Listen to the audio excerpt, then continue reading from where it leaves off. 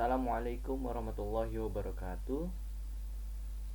Pada kali ini saya akan mempresentasikan atau menjelaskan tentang materi sistem koordinasi bagian sistem saraf. Jadi, sistem koordinasi itu terbagi atas 3 submateri, yaitu sistem saraf, sistem hormon, dan sistem indera. Kali ini akan dibahas tentang sistem saraf. Oke, sekilas tentang sistem saraf. Sistem saraf merupakan rangkaian organ yang kompleks, membentuk sistem sebagian besar tersusun atas jaringan saraf. Jadi, sistem ini merupakan kumpulan dari jaringan-jaringan saraf yang membentuk beberapa organ seperti otak dan sumsum tulang belakang yang fungsinya ada 3. Pertama ada integration atau menghubungkan. Sistem saraf menghubungkan berbagai organ atau berbagai sistem organ. Misalkan sistem saraf menghubungkan antara indera pendengaran dengan otot pada tangan ketika mengendarai. Misalkan saat kita mengendarai motor, tiba-tiba kita mendengar suara klakson. Nah, secara refleks tangan kita akan menarik rem atau minggir sejenak untuk membiarkan orang lewat. Integration menghubungkan antara organ-organ lain. Lalu ada sensori atau merasakan. Nah, sistem saraf berfungsi untuk meneruskan atau merasakan suatu sinyal atau rangsangan dari luar masuk dan nanti akan diproses. Ketika sudah diproses, sistem saraf akan merespon suatu sinyal yang datang tersebut. Seperti tadi contohnya, ketika ada suara klakson motor diterima oleh sistem saraf, nanti sistem saraf akan merespon dan meneruskan rangsangan tersebut, contohnya ke otot lengan untuk menarik rem atau menepi ke samping. Lalu sistem saraf dibagi menjadi 2. Ada sistem saraf pusat dan juga sistem saraf tepi. Sistem saraf pusat terdiri atas otak dan sumsum tulang belakang. Kalau sistem saraf tepi terdiri atas saraf kranial dan saraf spinal. Dan arah kerjanya dibagi 2 juga, aferen dan eferen.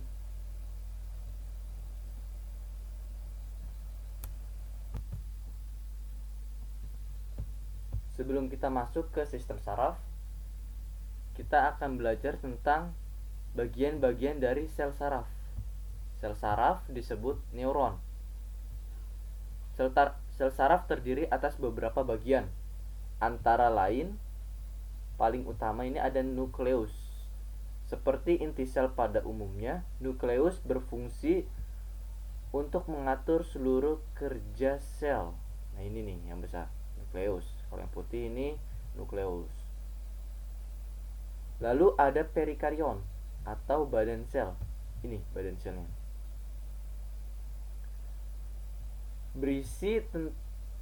Berisi sitoplasma. Terdapat juga RE kasar, badan Golgi, dan mitokondria. Seperti badan sel pada umumnya, terdapat sitoplasma. Lalu ada juga penjuluran dari badan sel. Nah, penjuluran dari badan sel ini ada 2 macam. Kalau penjuluran badan sel yang pendek disebut dendrit. Kalau yang panjang disebut akson. Dendrit dan akson juga punya fungsi yang berbeda. Kalau dendrit itu fungsinya tempat penerimaan sinyal dan pemrosesan utama di neuron yang menghantarkan menuju badan sel. Arah kerja ini dari dendrit menuju badan sel. Kalau akson atau neurit, dia meneruskan rangsangan dari badan sel terus menuju ke neuron lain. di sepanjang akson ini terdapat beberapa sel yang menempel. Sel tersebut adalah sel Schwann. Ini selnya. Nah, sel Schwann berfungsi untuk membentuk selubung mielin dan memberi nutrisi bagi si akson tersebut. Nah, akson ini panjangnya bukan main. Misalkan badan selnya ini berada di otak, bisa aja aksonnya panjang menjulur sampai ke ujung kaki teman-teman nih. Selain itu, akson berfungsi juga tadi ada membentuk selubung mielin. Selubung mielin fungsinya untuk melindungi akson dan juga mempercepat lajunya sinyal atau rangsangan. Sel Schwann menutupi akson nggak sepenuhnya, jadi ada jeda atau celah di antara satu sel Schwann dengan sel Schwann lain. Ini ada celahnya. Celah tersebut disebut nodus Ranvier atau akson telanjang untuk mempercepat jalannya rangsang. Dan terakhir ada akson terminal atau terminal akson. Merupakan ujung akson yang sedikit membesar atau membulat. Fungsinya untuk meneruskan rangsangan ke neuron lain dengan zat kimia berupa neurotransmitter. Nanti dia melepaskan neurotransmitter ke sel saraf lain. Oke.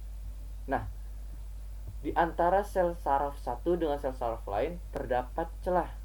Celah tersebut disebut sinapsis. Ketika rangsangan datang dan sampai ke ujung akson atau terminal akson, di terminal akson terdapat neurotransmitter yang terbungkus oleh vesikel atau kantung-kantung. Ketika rangsangan datang, vesikel ini akan membawa neurotransmitter ke ujung, lalu melepaskannya ke celah sinapsis. Neurotransmitter ini akan membuka gerbang-gerbang kalsium untuk merangsang si neuron lain depolarisasi atau aktif. Nanti akan dibahas apa itu depolarisasi. Oke, ini sinapsis. Nah, ternyata sel saraf itu ada banyak bentuknya. Secara umum dikelompokkan menjadi 3 bentuk berdasarkan jumlah prosesus atau penjuluran badan selnya. Jadi akson dan dendrit itu disebut prosesus. Pokoknya penjuluran badan sel disebut prosesus. Menurut jumlah prosesusnya terbagi menjadi 3. Bipolar punya 2 prosesus atau badan selnya bercabang menjadi 2. Nah, ini ada 2 nih. 1, 2. Lalu ada neuron unipolar atau neuron pseudo unipolar. Prosesusnya pendek dari perikarion. Nah, ini hanya 1, tapi nanti dia bercabang.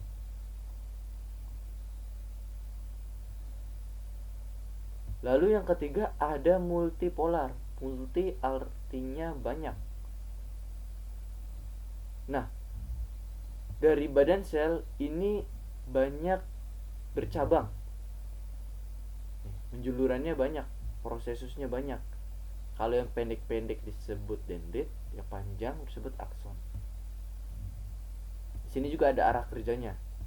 Nah, ini dari akson atau dendrit menuju badan sel lalu menuju akson.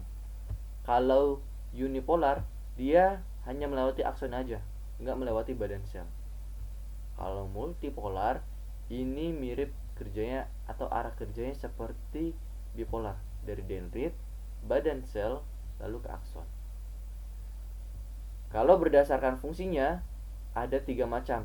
Neuron sensorik terlibat dalam penerimaan stimulus sensorik. Neuron motorik untuk mengendalikan organ efektor. Dan neuron interneuron atau interneuron benar, membentuk hubungan antara neuron satu dan neuron lain, atau menghubungkan antara sensorik dan motorik.